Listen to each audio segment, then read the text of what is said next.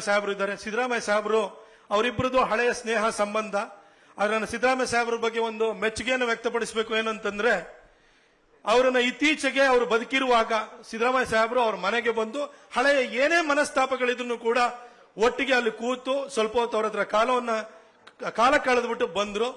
ರಾಜಕಾರಣದಲ್ಲಿ ಸೈದ್ಧಾಂತಿಕವಾದ ವಿರೋಧಗಳಿರ್ಬೋದು, ಅಭಿಪ್ರಾಯ ಭೇದಗಳಿರ್ಬೋದು, ಆದರೆ ಇದೆಲ್ಲದಕ್ಕಿಂತ ಮೀರಿದಂತಹ ಪರಸ್ಪರ ಗೌರವ ಅನ್ನೋದು ಅಥವಾ ಪ್ರೀತಿ ವಿಶ್ವಾಸ ಅನ್ನೋದು ಮುಖ್ಯ ಅನ್ನೋದನ್ನ ಸಿದ್ದರಾಮಯ್ಯ ಸಾಹೇಬರನ್ನು ಕೂಡ ಒಂದು ಮೇಲ್ಪಂಕ್ತಿಯ ಮುಖಾಂತರವಾಗಿ ಅವರು ಹಾಕಿಕೊಟ್ಟಿದ್ದಾರೆ.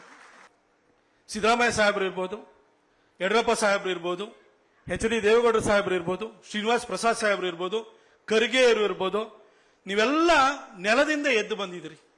ನಿಮ್ಮ ಸ್ವಂತ ಶಕ್ತಿಯಿಂದ ಬಂದು, ಹೋರಾಟದ ಬಲದಿಂದ ಬಂದು ಇವತ್ತು ರಾಜಕಾರಣದಲ್ಲಿ ಒಂದು ಪ್ರಭುತ್ವವನ್ನು ಸಾಧಿಸಿದಿರಿ, ರಾಜ್ಯವನ್ನು ಆಳಿದಿರಿ, ಆಳ್ತನೂ ಕೂಡ ಇದ್ದೀರಿ.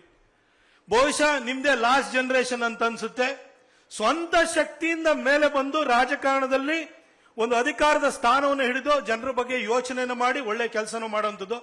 ಈಗ ಇತ್ತೀಚಿನ ಜನರೇಷನ್ ಎಲ್ಲವೂ ಕೂಡ ಒಂದಿಲ್ಲ ಒಂದು ಶಕ್ತಿಯನ್ನು ಪಡ್ಕೊಂಡು ರಾಜಕಾರಣಕ್ಕೆ ಬರ್ತಾರೆ. ಅದರಲ್ಲಿ ನೀವೆಲ್ಲರೂ ಕೂಡ ಸ್ವಂತ ಶಕ್ತಿಯಿಂದ ಬಂದಿರುವಂತವರು.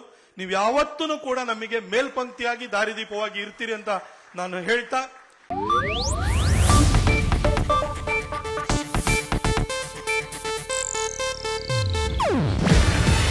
ಇದು ಏಷ್ಯಾನೆಟ್ ನ್ಯೂಸ್ ನೆಟ್ವರ್ಕ್ ಪ್ರಸ್ತುತಿ. ನೀವು ನೋಡ್ತಿದ್ದೀರಾ ಏಷ್ಯಾನೆಟ್ ಸುವರ್ಣ ನ್ಯೂಸ್.